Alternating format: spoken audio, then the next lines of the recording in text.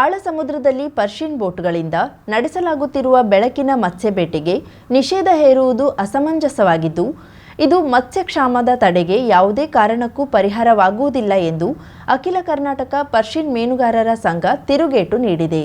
ಈ ಕುರಿತು ಭಟ್ಕಳ ಕೋಟೇಶ್ವರ ರೋಡ್ ಮೇಜ್ಬಾನ್ ಶಾದಿ ಹಾಲ್ನಲ್ಲಿ ಕರೆಯಲಾದ ಪತ್ರಿಕಾಗೋಷ್ಠಿಯಲ್ಲಿ ಸಂಘದ ಉಪಾಧ್ಯಕ್ಷ ಮಂಗಳೂರಿನ ನವೀನ್ ಬಂಗೇರ ಮಾತನಾಡಿದರು. ಕರ್ನಾಟಕದಲ್ಲಿ ಸುಮಾರು 1000 ಪರ್ಷಿಯನ್ ಬೋಟ್ಗಳು ಮೀನುಗಾರಿಕೆಯಲ್ಲಿ ತೊಡಗಿಕೊಂಡಿದ್ದು 50,000 ಕುಟುಂಬಗಳು ಪರ್ಷಿಯನ್ ಮೀನುಗಾರಿಕೆಯನ್ನ ಅವಲಂಬಿಸಿಕೊಂಡಿದೆ. ಇತ್ತೀಚಿನ ವರ್ಷಗಳಲ್ಲಿ ಅಂತಾರಾಷ್ಟ್ರೀಯ ಮಟ್ಟದಲ್ಲಿ ಬೆಳಕಿನ ಮತ್ಸ್ಯ ಬೇಟೆಯನ್ನ ಪರಿಚಯಿಸಲಾಗುತ್ತಾ ಬಂದಿದ್ದು, ಕರ್ನಾಟಕ ಕರಾವಳಿಯಲ್ಲಿಯೂ 12 ನಾಟಿಕಲ್ ಮೈಲಿನಾಚೆ ಸೀಮಿತ ಪ್ರದೇಶದಲ್ಲಿ ಅದು ಮುಂದುವರೆದುಕೊಂಡು ಇದೆ. ಆದರೆ ಕಳೆದ ಕೆಲವು ವರ್ಷಗಳ ಹಿಂದೆ ಕರಾವಳಿ ಭಾಗದಲ್ಲಿ ಬೆಳಕಿನ ಮತ್ಸ್ಯ ಬೇಟೆಗೆ ಅಪಸ್ವರ ಕೇಳಿಬಂದಿದ್ದು, ಬೆಳಕಿನ ಮತ್ಸ್ಯ ಬೇಟೆಯನ್ನ ನಿಷೇಧಿಸುವಂತೆ ಆಗ್ರಹಿಸಿ ಕೇಂದ್ರ ಸರ್ಕಾರಕ್ಕೆ ಕೆಲವರು ಮನವಿ ಸಲ್ಲಿಸಿದ್ದಾರೆ. ಈ ಬಗ್ಗೆ ಪರ್ಷಿಯನ್ ಮೀನುಗಾರರು ಹೈಕೋರ್ಟ್ ಮೆಟ್ಟಿಲನ್ನ ಏರಿದ್ದು, ಮೀನುಗಾರ ಇಲಾಖೆ ಹಾಗೂ ಮೀನುಗಾರರೇ ಪರಸ್ಪರ ಚರ್ಚೆ ನಡೆಸುವಂತೆ ಕೋರ್ಟ್ ಸೂಚನೆ ನೀಡಿದೆ. ಈ ನಡುವೆ ಗುಜರಾತ್, ಮಹಾರಾಷ್ಟ್ರ, ಗೋವಾ ಸೇರಿದಂತೆ ದೇಶ ವಿದೇಶಗಳಲ್ಲಿ ಬೆಳಕಿನ ಮತ್ಸ್ಯಬೇಟೆ ಮುಂದುವರೆದುಕೊಂಡೇ ಇದ್ದು, ಕರ್ನಾಟಕದಲ್ಲಿ ಮಾತ್ರ ಬೆಳಕಿನ ಮತ್ಸ್ಯಬೇಟೆಗೆ ನಿಷೇಧ ಹೇರುವಂತೆ ಆಗ್ರಹಿಸುತ್ತಿರುವುದು ಯಾವುದೇ ರೀತಿಯಲ್ಲಿಯೂ ಸಮರ್ಪಕವಾಗಿರುವುದಿಲ್ಲ. ವರ್ಷದಿಂದ ವರ್ಷಕ್ಕೆ ಜಾಗತಿಕ ತಾಪಮಾನ ಏರಿಕೆಯಿಂದಾಗಿ ಮೀನುಗಳು ಕಡಲಿನಾಳಕ್ಕೆ ಸ್ಥಳಾಂತರಗೊಳ್ಳುವುದರಿಂದ ಹಗಲು ವೇಳೆ ಮೀನುಗಾರಿಕೆ ನಡೆಸುವುದು ಕಷ್ಟಸಾಧ್ಯವಾಗಿದ್ದು, ಕತ್ತಲಿನಲ್ಲಿ ಲೈಟ್ ಫಿಶಿಂಗ್ ಮೀನುಗಾರಿಕೆಗೆ ಮೊರೆ ಹೋಗುವುದು ಅನಿವಾರ್ಯವಾಗಿ ಬಿಟ್ಟಿದೆ. ಹಲವು ಪ್ರದೇಶದಲ್ಲಿ ನಾಡದೋಣಿ ಮೀನುಗಾರಿಕೆ ನಡೆಸುವವರೇ ಪರ್ಷಿಯನ್ ಬೋಟ್ಗಳಲ್ಲಿ ಕೆಲಸ ಮಾಡುತ್ತಿದ್ದಾರೆ. ಮತ್ಸ್ಯಕ್ಷಾಮದಂತಹ ಸಮಸ್ಯೆಗಳಿಗೆ ಮೀನುಗಾರರೆಲ್ಲರೂ ಒಂದೆಡೆ ಕುಳಿತು ಪರಿಹಾರ ಕಂಡುಕೊಳ್ಳಬೇಕೇ ವಿನಃ ಪರಸ್ಪರ ದೂಷಿಸುತ್ತಾ ಕುಳಿತುಕೊಳ್ಳುವುದರಲ್ಲಿ ಯಾವ ಅರ್ಥವೂ ಇಲ್ಲ. ಈ ನಿಟ್ಟಿನಲ್ಲಿ ಮೀನುಗಾರಿಕಾ ಇಲಾಖೆಯ ಸಚಿವ ಮಂಕಾಳ್ ವೈದ್ಯರು ಬೆಳಕಿನ ಮತ್ಸ್ಯಬೇಟೆಗೆ ನಿಷೇಧ ಇಲ್ಲ ಎಂದು ಹೇಳಿರುವುದು ಸಮಂಜಸವಾಗಿದೆ. ಕೆಲವು ಸ್ಥಾಪಿತ ಹಿತಾಸಕ್ತಿಗಳು ರಾಜಕೀಯ ಕಾರಣದಿಂದ, ಸಂಘಟನೆಗಳ ನಾಯಕತ್ವ ಉಳಿಸಿಕೊಳ್ಳುವ ಕಾರಣದಿಂದ ಸಚಿವರ ವಿರುದ್ಧ ಇಲ್ಲಸಲ್ಲದ ಆರೋಪ ಮಾಡುತ್ತಿದ್ದಾರೆ ಎಂದು ಅಸಮಾಧಾನ ಹೊರಹಾಕಿದ್ರು. ಹೈಕೋರ್ಟ್ ತನಕ ಅದಕ್ಕೆ ಹೋಗಿ ಹೈಕೋರ್ಟ್ ಅಲ್ಲಿ ಏನು ತೀರ್ಮಾನ ಆಯ್ತು ಅಂದ್ರೆ, ಅಂತಿಮವಾಗಿ ಮೀನುಗಾರರು ಮತ್ತು ಇಲಾಖೆ ಇದ್ದು ಇದನ್ನು ಪರಿಹರಿಸಿಕೊಳ್ಳಿ ಅನ್ನೋ ತೀರ್ಮಾನ ಮಾಡಿದ್ರು. ಆ ನಂತರ ಬಂದ ಮಂತ್ರಿಯವರೆಲ್ಲರೂ ಮೀನುಗಾರರನ್ನು ಸೇರಿಸಿ ಒಂದು ಅನುಮತಿಯನ್ನು ಕೊಟ್ಟಿದ್ದಾರೆ. ಈ ಮೀನುಗಾರಿಕೆ ನಮ್ಮ ದೇಶದ ಗುಜರಾತ್ ಇರ್ಬೋದು, ಮಹಾರಾಷ್ಟ್ರ ಇರ್ಬೋದು, ಗೋವಾ ಇರ್ಬೋದು, ಕರ್ನಾಟಕ, ಕೇರಳ, ತಮಿಳುನಾಡು ಎಲ್ಲ ಕಡೆ ಲೈಟ್ ಮೀನುಗಾರಿಕೆ ನಡೆಯುತ್ತಾ ಉಂಟು. ಯಾವ ತರ ನಡೀತಿದೆ ಅಂದ್ರೆ, CMFRI ನಮ್ಮ ಸಂಶೋಧನಾ ಸಂಸ್ಥೆ ಮೀನುಗಾರಿಕೆ ಇವರು ಕೊಟ್ಟ ಶಿಫಾರಸ್ಸಿದೆ ಈ ಲೈಟ್ ಮೀನುಗಾರಿಕೆಯನ್ನು 12 ನಾಟಿಕಲ್ನ ಮೈಲ ಆಚೆ ಅಂದ್ರೆ ಹೆಚ್ಚು ಕಡಿಮೆ 23-24 ಕಿಲೋಮೀಟರ್ ದೂರದಲ್ಲಿ ಮಾಡಬೇಕು. ತೀರ ಪ್ರದೇಶದಲ್ಲಿ ಮಾಡಿದ್ರೆ ಇನ್ನಿತರ ಅಲ್ಲಿರುವ ನಾಡದೋಣಿಯವರಿಗೆಲ್ಲ ತೊಂದರೆ ಆಗ್ತದೆ ಅಂತ ಹೇಳಿದ್ದಾರೆ. ಮತ್ತೆ ಮರಿಮೀನನ್ನು ಹಿಡಿಯುವ ಭಾಗದನ್ನುವ ದೃಷ್ಟಿಯಲ್ಲಿ ಇದಕ್ಕೆ ಉಪಯೋಗಿಸುವ ಬಲೆಯನ್ನು 45 mm ಇದ್ದು ಬಲೆ ಉಪಯೋಗಿಸಬೇಕು. ಯಾಕಂದ್ರೆ ಸಣ್ಣ ಮೀನೆಲ್ಲ ಸೋರಿ ಹೊರಗಡೆ ಹೋಗ್ತದೆ. ಮರಿಮೀನು ರಹಿತ ಮೀನುಗಾರಿಕೆಯನ್ನು ಮಾಡಬಹುದು ಅಂತ ಹೇಳಿ ಅವರೇನು ಶಿಫಾರಸು ಮಾಡಿದ್ದಾರೆ ಆ ಪ್ರಕಾರ ಮೀನುಗಾರಿಕೆಯನ್ನು ನಾವು ಮಾಡ್ತಾ ಇದ್ದೇವೆ. ಈಗಾಗಲೇ ಕೆಲವು ಅಪಸ್ವರಗಳು ಕೇಳ್ತಿದೆ. ನಾವು ಹೇಳುವುದೇನೆಂದ್ರೆ, ನಮ್ಮ ರಾಷ್ಟ್ರದಲ್ಲಿ ಪೂರ್ತಿಯಾಗಿ ಮೀನುಗಾರಿಕೆ ನಡೀತಾ ಉಂಟು. ಕೇವಲ ಕರ್ನಾಟಕದಲ್ಲಿ ಇದನ್ನು ಬಂದ್ ಮಾಡಿದ್ರೆ ಕರ್ನಾಟಕದ ಇಷ್ಟು 50,000 ಫ್ಯಾಮಿಲಿಯವರಿಗೆ ಉದ್ಯೋಗ ಇಲ್ಲದೆ ತುಂಬ ಕಷ್ಟ ಆಗ್ತದೆ. ಬೋಟ್ ಮಾಡಿದವರು ಅಷ್ಟೇ ಈ ಥರ ಬೆಳವಣಿಗೆ ಇರುವಾಗ ಅದಕ್ಕೆ ಹೊಂದಾಣಿಕೆಯಾಗಿ ಬೋಟನ್ನು ಮಾಡಿಕೊಂಡಿದ್ದಾರೆ. ಕೋಟ್ಯಾಂತರ ರೂಪಾಯಿ ಬ್ಯಾಂಕ್ಗಳಲ್ಲೂ ಸಾಲ ತಗೊಂಡಿದ್ದಾರೆ. ಬ್ಯಾಂಕಿನವರು ಸಾಲ ಕೊಡುವಾಗ ಸರ್ ಒಂದು ಬೋಟಿಗೆ ಮನೆ ಇಲ್ಲಾಂದ್ರೆ ನಮ್ದು ಏನೋ ಸ್ಥಿರಾಸ್ತಿಯನ್ನು ಬಿಟ್ಟೇ ತಗೊಳ್ತಾರೆ. ಇದರಲ್ಲಿ ಮೀನುಗಾರಿಕೆ ನಿಂತು ಹೋದ್ರೆ ಬೇರೆ ವಿಧಿ ಇಲ್ಲ. ಸಚಿವರು ಯಾವುದೇ ರೀತಿ ತಪ್ಪು ಹೇಳಿಕೆ ನೀಡಲಿಲ್ಲ. ಯಾಕಂದ್ರೆ ಅವರು ಹೇಳು ತಿರುಚೇನೋ ಬರೆದಿರಬಹುದು ಬಿಟ್ರೆ ಅವರು ಹೇಳುವಂತದ್ದು ವಿಷಯ ಯಾವುದು ಎಲ್ಲಾ ರಾಜ್ಯದಲ್ಲಿ ಇದರಲ್ಲಿ ನಡೀತದೆ ಮೀನುಗಾರಿಕೆ. ಎಲ್ಲಿ ದೇಶದಲ್ಲಿ ಹೊರ ರಾಷ್ಟ್ರದಲ್ಲೂ ನಡೀತದೆ, ಜಗತ್ತಿನಲ್ಲಿ ನಡೀತಾ ಇದೆ. ಅವರು ಏನು ಹೇಳಿದ್ದಾರೆ, ಗೋವಾದವ್ರು ಬಂದು ಮಾಡ್ತಾರೆ, ಕೇರಳದವ್ರು ಬಂದು ಮಾಡ್ತಾರೆ. ನಮ್ಮ ಇಲ್ಲಿ ಮೀನುಗಾರರು ನಮ್ಮ ಒಂದು ಪರ್ಷಿಯನ್ ಬೋಟ್ ಮೇಲೆ 30 ಜನ ಲೇಬರ್ ಇದ್ದಾರೆ. ಆ ರಾಜ್ಯದಲ್ಲಿ ಬಂದ್ ಮಾಡಿದ್ರೆ ನಾನು ಬಂದ್ ಮಾಡಿಸ್ತೀನಿ. ಇವತ್ತು ಅವ್ರು ಮೀಟಿಂಗ್ ನಲ್ಲಿ ಏನ್ ಹೇಳಿದ್ದಾರೆ, ನಾನು ಒಂದು ಮೀನುಗಾರಿಕಾ ಸಚಿವನಾಗಿ ಗೋವಾದಲ್ಲಿ ಒಂದು ಬಿಜೆಪಿ ಸರ್ಕಾರ ಇರ್ತದೆ, ಕೇಂದ್ರದಲ್ಲಿ ಬಿಜೆಪಿ ಸರ್ಕಾರ. ನಿಮ್ಮ ಸಂಸದನ್ನ ರೆಡಿ ಮಾಡಿ ನಾನು ಬರ್ತೇನೆ. ನಾನು ತಗೊಂಡು ನಮ್ಮಿಂದ ಏನು ಲೆಟರ್ ಬೇಕು ನಿಮ್ಮ ಮಟ್ಟಿಗೆ ನಾನು ಬರ್ತೇನೆ. ಏನಾಗ್ತದೆ, ನಾನು ಯಾವುದೇ ಯಾರು MLA ಅವರು ಇರಲಿ, ನಮ್ಮ ಸರ್ಕಾರ ಇದ್ರು ಮಂಗಳೂರಿನಲ್ಲಿ ಏನು ಮಾಡಬೇಕು ನಾನು ಶಾಸಕರ ಹತ್ರ ಕೇಳೇ ಮಾಡ್ತಾ ಇದ್ದೇನೆ. ಆ ದೃಷ್ಟಿಯಿಂದ ನಾವು ನಮ್ಮ ಮೇಲುಗಡೆ ಹೋದ್ರೆ ನಾವು ನಮ್ಮ MP ತಗೊಂಡು ಹೋಗ್ಬೇಕು. ಆ MP ಅವರನ್ನು ಕರ್ಕೊಂಡು ನಾನು ಬರ್ತೇನೆ. ಲೈಟ್ ಮೀನುಗಾರಿಕೆ ದೇಶವ್ಯಾಪ್ತಿ ನಿಷೇಧ ಮಾಡೋದಾದ್ರೆ ನಂದು ಸ್ವಾಗತ ಇಡುವಂತ ಮಾತಾಡಿದ್ದೇನೆ. ಅಖಿಲ ಕರ್ನಾಟಕ ಪರ್ಷಿಯನ್ ಮೀನುಗಾರರ ಸಂಘದ ಗೌರವಾಧ್ಯಕ್ಷ ಬಾಬು ಕುಬಾಲ್, ಅಧ್ಯಕ್ಷ ಗುರುದಾಸ್ ಬಂಗೇರ, ಪ್ರಧಾನ ಕಾರ್ಯದರ್ಶಿ ರಮೇಶ್ ಕುಂದರ್, ಭಟ್ಕಳ ಪರ್ಷಿಯನ್ ಬೋಟ್ ಮೀನುಗಾರರ ಸಂಘದ ಅಧ್ಯಕ್ಷ ಜಟ್ಗಾ ಮೊಗೇರ್, ಭಾಸ್ಕರ್ ಕಾರ್ವಿ, ಪ್ರಶಾಂತ್ ತಾಂಡೇಲ್ ಕಾರವಾರ್, ಲಕ್ಷ್ಮೀನಾರಾಯಣ್ ಗಂಗೊಳ್ಳಿ, ನಿತಿನ್ ಗಾಂವ್ಕರ್, ಕೇಶವ್ ಮೊಗೇರ್, ಅಮ್ಜಾ ಪಟೇಲ್, ಯಾದವ್ ಮೊಗೇರ್, ವೆಂಕಟರಮಣ ಮೊಗೇರ್, ನಾರಾಯಣ್ ಮೊಗೇರ್ ಮೊದಲಾದವರು ಉಪಸ್ಥಿತರಿದ್ದರು. ಇದಕ್ಕೂ ಪೂರ್ವದಲ್ಲಿ ಮಂಗಳೂರು, ಉಡುಪಿ, ಉತ್ತರ ಕನ್ನಡ ಭಾಗದ ನೂರಾರು ಪರ್ಷಿಯನ್ ಮೀನುಗಾರರು ಭಟ್ಕಳದಲ್ಲಿ ಸಚಿವ ಮಂಕಾಳ್ ವೈದ್ಯರನ್ನ ಭೇಟಿಯಾಗಿ ಬೆಳಕಿನ ಮತ್ಸ್ಯ ಬೇಟೆಗೆ ನಿಷೇಧ ಹೇರದಂತೆ ಮನವಿ ಸಲ್ಲಿಸಿದ್ರು.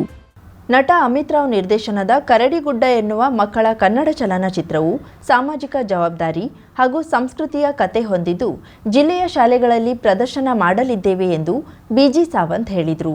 ಕಾರವಾರ ನಗರದ ಪತ್ರಿಕಾ ಭವನದಲ್ಲಿ ಸುದ್ದಿಗೋಷ್ಠಿಯಲ್ಲಿ ಮಾತನಾಡಿದ ಅವರು, ಚಲನಚಿತ್ರದಲ್ಲಿ ನಾಗರಿಕರಾಗುವ ಪಥದಲ್ಲಿ ಮಕ್ಕಳ ಬೆಳವಣಿಗೆ ಇದೆ. ಹೀಗಾಗಿ ಈ ಬಗ್ಗೆ ಬೆಂಗಳೂರಿನ ಭಾಗದಲ್ಲಿ ಶಾಲೆಗಳಲ್ಲಿ ಪ್ರದರ್ಶಿಸಲಾಗುತ್ತದೆ.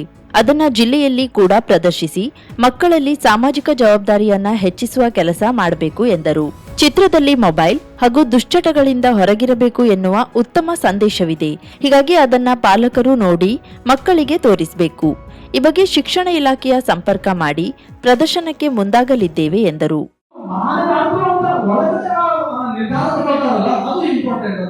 ಮಕ್ಕಳಿಂದಾಗಿ ಬರಬೇಕು ಅಂತ ನಾನು ತಮ್ಮದು ಕೂಡ ರಿಕ್ವೆಸ್ಟ್ ಮಾಡ್ತೇನೆ. ತಮ್ಮದು ಕೂಡ ಮಕ್ಕಳು ಆ ಸ್ಕೂಲಲ್ಲಿ ಹೋಗ್ತಾರಲ್ಲ, ಆ ಟೈಮಲ್ಲಿ ಇದು ಮಾಡಿ ಅಂತ ನೋಡಿದಾಗ ಅದು ನನಗೆ ಎಷ್ಟೋ ಆ ಮಕ್ಕಳ ರೀತಿಯಲ್ಲಿ ನಾನು ನೋಡಿದೆ.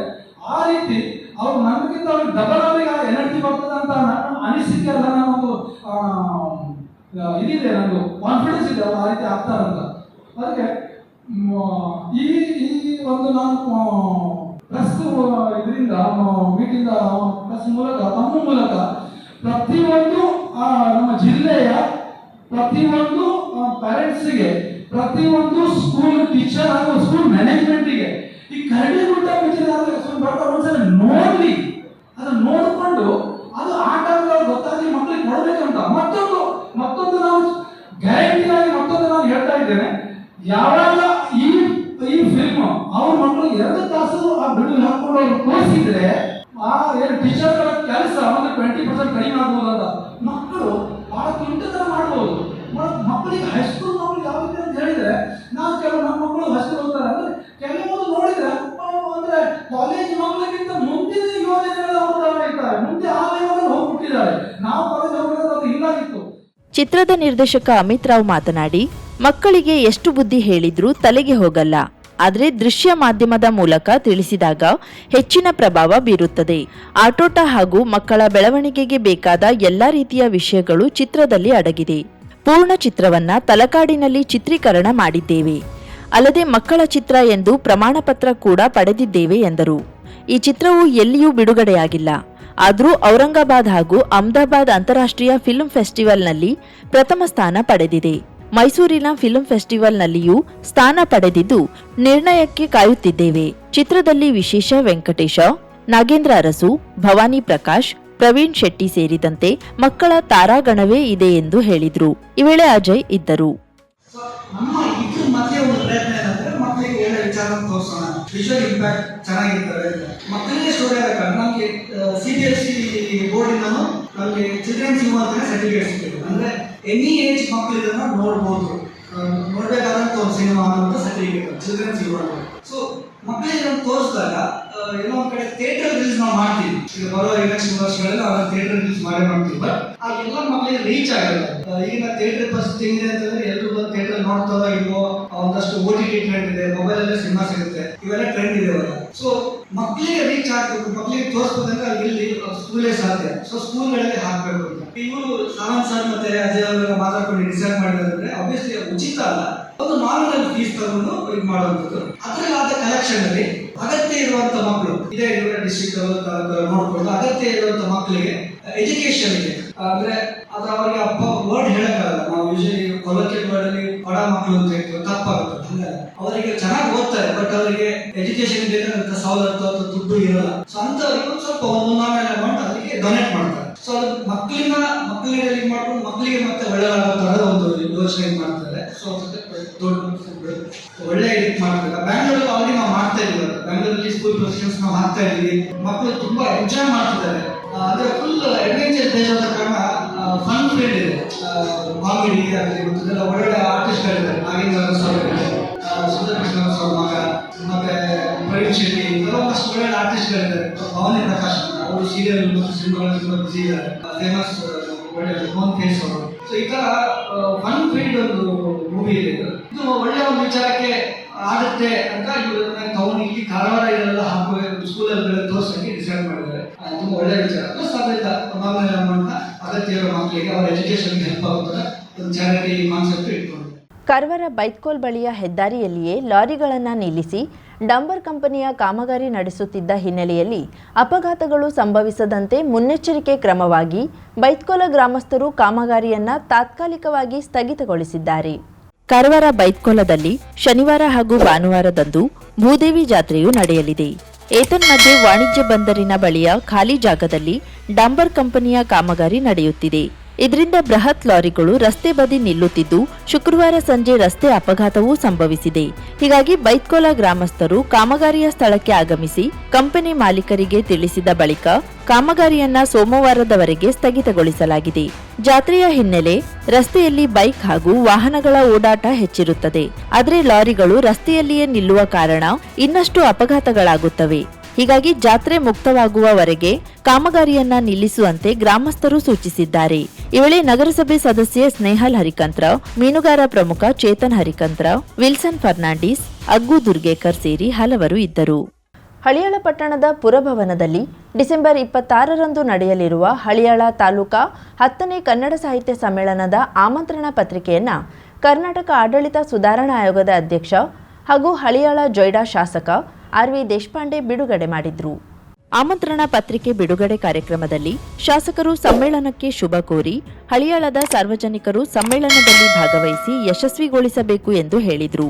ಕಾರ್ಯಕ್ರಮದಲ್ಲಿ ಕಸಾಪ ಹಳಿಯಾಳ ತಾಲೂಕಾಧ್ಯಕ್ಷೆ ಸುಮಂಗಲ ಅಂಗಡಿ, ಕೃಷಿ ಅಧಿಕಾರಿ ಪಿಐ ಮಾನೆ, ಹೆಸ್ಕಾಂ ಅಧಿಕಾರಿ ರವೀಂದ್ರ ಮೆಟಗುಡ್ಡ, ಕಸಾಪ ಜಿಲ್ಲಾ ಪದಾಧಿಕಾರಿಗಳಾದ ಸಿದ್ದಪ್ಪ ಬಿರಾದಾರ್, ಕಾರ್ಯದರ್ಶಿಗಳಾದ ಶಾಂತಾರಾಮ್ ಚಿಬ್ಬುಲ್ಕರ್, ಬಸವರಾಜ್ ಇಟಗಿ, ಪದಾಧಿಕಾರಿಗಳಾದ ವಿಠ್ಠಲ್ ಕೋರ್ವೇಕರ್, ಗೋಪಾಲರಿ, ಶೇಖನ್ಕಟ್ಟ ಗ್ರಾಮದ ಹಿರಿಯರಾದ ಪಾಂಡು ಭಾಗವತ್ಕರ್, ಹನುಮಂತ್ ಭಟ್ ಹಾಗೂ ತಾಲೂಕಾ ಮಟ್ಟದ ಅಧಿಕಾರಿಗಳು, ವಿವಿಧ ಸಂಘದ ಪದಾಧಿಕಾರಿಗಳು ಹಾಗೂ ಸಾಹಿತ್ಯಾಭಿಮಾನಿಗಳು ಉಪಸ್ಥಿತರಿದ್ದರು. ಕನ್ನಡ ಮಾತೆಯ ತಾಯಿಂದಿರಿಗೆ, ಹಿರಿಯರಿಗೆ, ಮಕ್ಕಳಿಗೆ, ಸ್ನೇಹಿತರಿಗೆ ನಮನ. ಹಳ್ಯಾಳದಲ್ಲಿ ಕನ್ನಡ ಸಾಹಿತ್ಯ ಶ್ರೀಮಂತ ಮಾಡಬೇಕಂತ ಸ್ಥಳೀಯ ಕನ್ನಡ ಸಾಹಿತ್ಯ ಸಮಿತಿ ಶ್ರೀಮತಿ ಅಂಗಡಿಯವರ ನಾಯಕತ್ವದಲ್ಲಿ ಎಲ್ಲರ ಸಹಕಾರದಿಂದ ನಿಷ್ಠಾವಂತ ಪ್ರಾಮಾಣಿಕವಾಗಿ ಪ್ರಯತ್ನ ಮಾಡ್ತಾ ಇದೆ. ಈ ವರ್ಷದ ಕನ್ನಡ ಸಾಹಿತ್ಯ ಸಮ್ಮೇಳನ ಇದೇ ಬರುವ 26ನೇ ಡಿಸೆಂಬರ್ 2024ಕ್ಕೆ ನಡೀತಾ ಇದೆ. ಈ ಸಮ್ಮೇಳನಕ್ಕೆ ಎಲ್ಲರೂ ಸಹಕರಿಸಬೇಕು ಮತ್ತು ಈ ಸಮ್ಮೇಳನದಲ್ಲಿ ಭಾಗವಹಿಸಬೇಕು. ಕನ್ನಡ ಭಾಷೆ ಶ್ರೀಮಂತ ಮಾಡಲಿಕ್ಕೆ ನಾವೆಲ್ಲರೂ ನಿಷ್ಠೆಯಿಂದ ಪ್ರಾಮಾಣಿಕವಾಗಿ ಪ್ರಯತ್ನ ಮಾಡೋದು. ದೇವಿ ಎಲ್ಲರೂ ಒಳ್ಳೇದು ಮಾಡಲಿ. ನಮಸ್ಕಾರ.